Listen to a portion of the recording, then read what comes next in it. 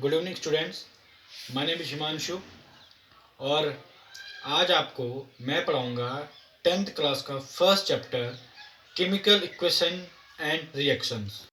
अब chemical reactions होती क्या है, जो सबसे पहला जो पॉइंट है कि केमिकल रिएक्शंस होती क्या है।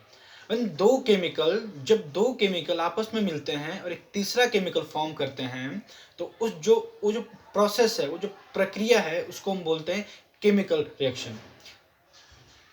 केमिकल रिएक्शंस में कुछ चार ऐसे पॉइंट्स हैं जो हमें ऑब्जर्व करने होते हैं। सबसे पहला जो पॉइंट है वो ये पॉइंट है कि इसमें आपका स्टेट में चेंज होगा।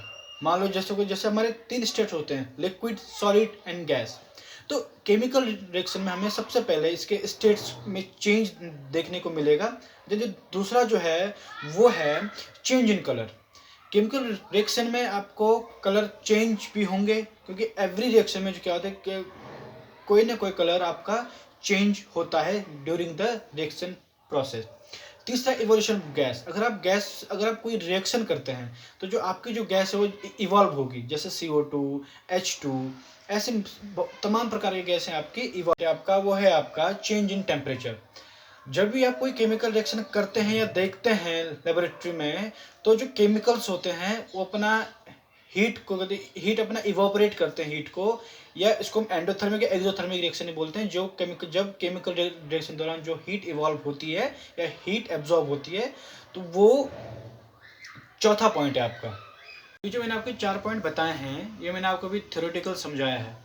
अब मैं आपको पूरा रिटर्न में समझाऊंगा व्हाइट चार्ट पे। ओके, अब केमिकल इक्वेशन बेसिकली होती क्या है। केमिकल इक्वेशन जो होती है कि मान लो हमने मैग्नीशियम लिया है, मैग्नीशियम प्लस ऑक्सीजन। जब ये दोनों आपस में रिएक्शन करेंगे तब जाके बनेगा मैग्नीशियम ऑक्साइड।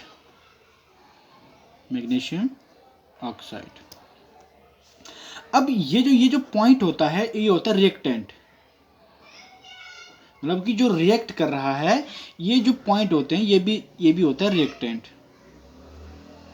मतलब जो कंपाउंड या जो एलिमेंट आपस में रिएक्ट कर रहे हैं उसको हम रिएक्टेंट कहते हैं, और जो उनका जो फाइनल सबमिशन निकलेगा वो होता है प्रोडक्ट।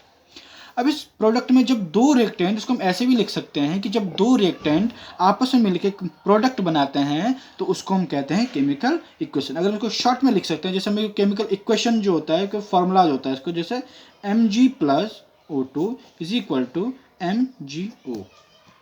तो ये बन गया आपका when two reactants are joined to each other and two reactants react to each other to form a product that is called chemical equation। अब इसको अगर हिंदी में समझाया जाए तो हिंदी में ऐसा समझा दे कि जैसे दो रिएक्टेंट है, ये अभिकारक है। जब दो अभिकारक आपस में अभिक्रिया करते हैं तब एक प्रोडक्ट फॉर्म होता है, एक उत्पाद फॉर्म होता है। इसको हम प्रोडक्ट को हम हिंदी में उत्पाद कहते हैं। अब केमिकल रिएक्शन को हम देखते कैसे, हमें पता कैसे चलता है कि केमिकल रिएक्शन हो रही है। इसके सबसे पहला जो पॉइंट है वो है चेंज इन स्टेट। दूसरा चेंज इन कलर। तीसरा इवोल्यूशन ऑफ अ गैस। और चौथा जो है वो चेंज इन टेम्परेचर।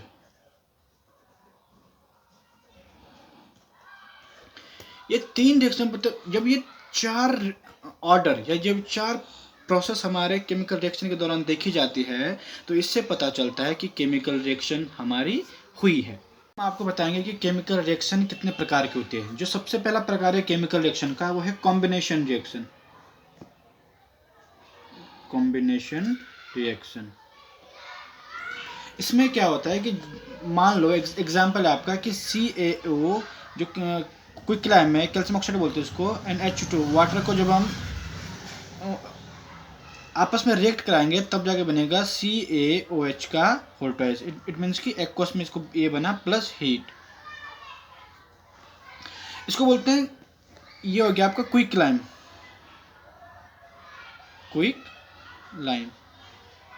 और ये हो गया आपका स्लैग लाइम। जो दूसरी रिएक्शन है वो है आपकी डिकम्पोजिशन रिएक्शन। इसमें क्या होता है कि सिंगल रिएक्टेंट टूट जाता है सिंपलर प्रोडक्ट में।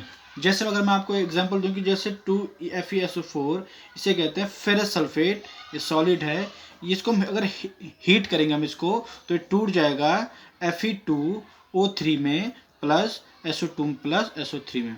ये आपको हो गया डिकम्पोजिशन रिएक्शन। और जो तीसरी रिएक्शन है आपकी वो है आपका डिस्प्लेसमेंट रिएक्शन। इसमें क्या होता है कि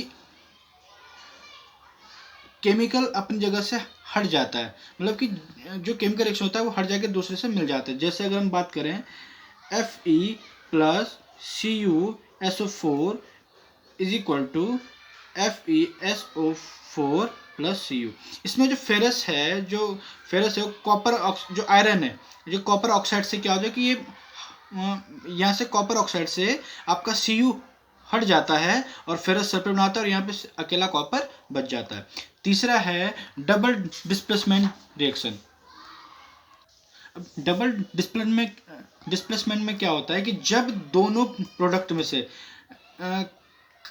केमिकल्स का एक्सचेंज होता है, जैसे मान लो सोडियम सल्फेट है और आपका ये बेरियम क्लोराइड है, तो इनमें से जो सल्फेट है वो बेरियम से मिल गया और जो क्लोराइड है वो सोडियम से मिल गया। तो जो आपको जो प्रोडक्ट बना वो बेरियम सल्फेट बना और सोडियम क्लोराइड बना। Thank you.